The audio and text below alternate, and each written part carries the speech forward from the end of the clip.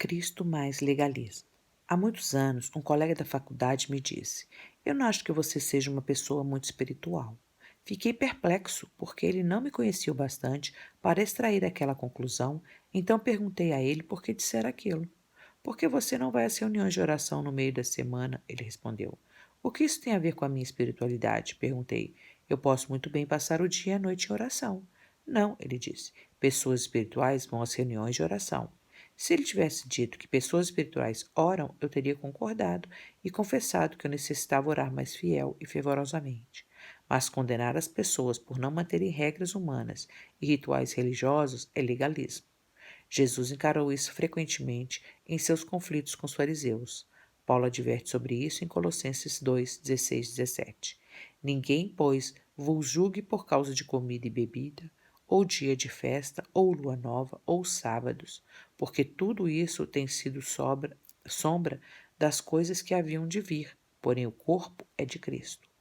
Paulo se dirigia às pessoas legalistas que estavam nas igrejas e acreditavam com efeito que somente um relacionamento pessoal, vital e profundo com Cristo não é suficiente para satisfazer a Deus. Essas pessoas haviam acrescentado regras e requisitos que governavam o exercício de certos deveres que elas achavam essenciais à espiritualidade. Regras sobre o comer, o beber, o vestir e a aparência, ritos religiosos e assim por diante. Na economia mosaica, Deus concedeu muitas leis externas com o propósito de proteger Israel da interação social com povos pagãos corruptos. Tais, tais leis também foram dadas para ilustrar verdades espirituais internas que se cumpririam em Cristo. Paulo também disse: Porque nós é que somos a circuncisão, nós que adoramos a Deus no Espírito e nos gloriamos em Cristo Jesus e não confiamos na carne. Filipenses 3:3. O que ele quis dizer com isso? Os versículos de 4 a 9 respondem: Bem que eu poderia confiar também na carne. Se qualquer outro pensa que pode confiar na carne, eu ainda mais, circuncidado ao 8º dia, da linhagem de Israel, da tribo de Benjamim, hebreu de hebreus, quanto à lei, fariseu, quanto ao zelo, perseguidor da igreja, quanto à justiça que há na lei, irrepreensível. Mas o que para mim era lucro, isto considerei perda por causa de Cristo.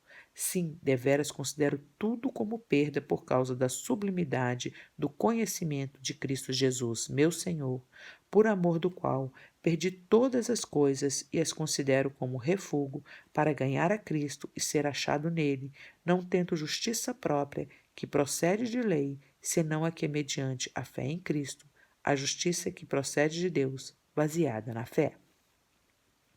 Nenhuma circuncisão humana torna alguém justo diante de Deus, apenas o verdadeiro amputar do pecado por meio da salvação em Cristo. Quando Cristo veio, os elementos cerimoniais da lei foram postos de lado, porque ele era o cumprimento de tudo que eles pronunciavam. No entanto, os legalistas na igreja primitiva insistiam que todas as cerimônias, incluindo a circuncisão, a observância dos sábados e leis dietéticas, deveriam ser mantidas como padrões de espiritualidade. Visto que eles não estavam genuinamente dedicados a amar a Jesus Cristo, eles ficaram com uma aparência de santidade em vez da verdadeira espiritualidade. Seu legalismo estava em direto confronto com o ensino do próprio Cristo. Jesus deixou claro que leis dietéticas eram simbólicas e não tinham a inerente habilidade de tornar alguém justo quando ele disse que nada que entra no homem pode contaminá-lo. É o que sai de uma pessoa, maus pensamentos, palavras, outras expressões de um coração pecaminoso que causa contaminação. Marcos 7,15. Esta foi uma declaração chocante, porque o povo judeu sempre crera que havia certos alimentos que contaminavam o corpo. Eles haviam entendido mal o simbolismo das leis dietéticas e pensavam que segui-las realmente poderia tornar alguém justo. Em Atos 10, Pedro teve uma visão de vários tipos de animais impuros que Deus ordenara que ele matasse e comesse.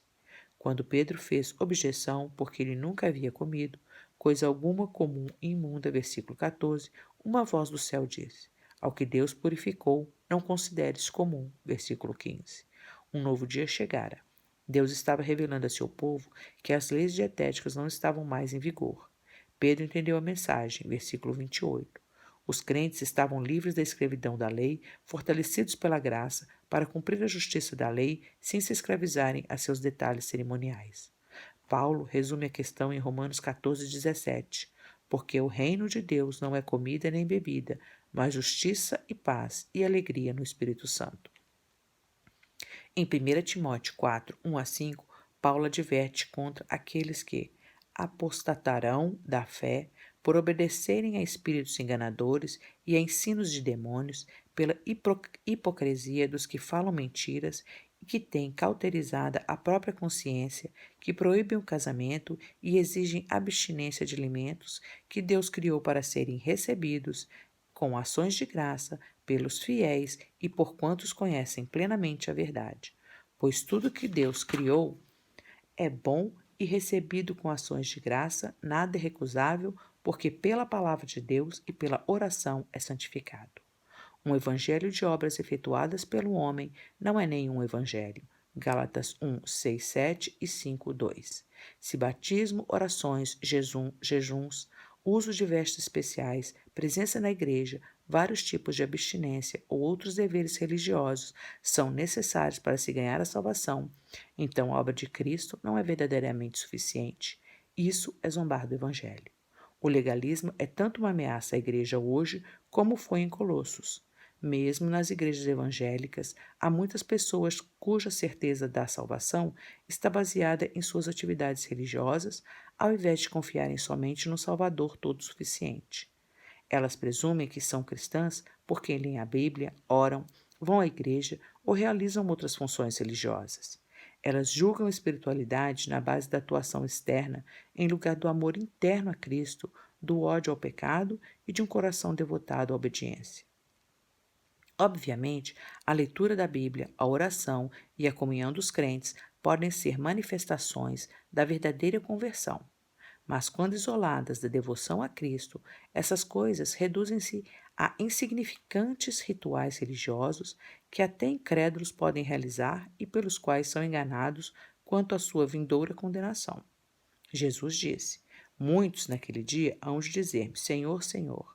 Porventura não temos nós profetizado em teu nome, e em teu nome não expelimos demônios, e em teu nome não fizemos muitos milagres? Então lhes direi explicitamente: Nunca vos conheci. Apartai-vos de mim, os que praticais a iniquidade. Mateus 7, 22, 23.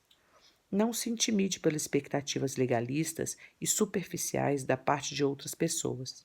Desde que seu comportamento seja o resultado do seu amor a Cristo e das santas aspirações produzidas em você pela habitação do Espírito e pela presença permanente da sua palavra. Colossenses 3,16.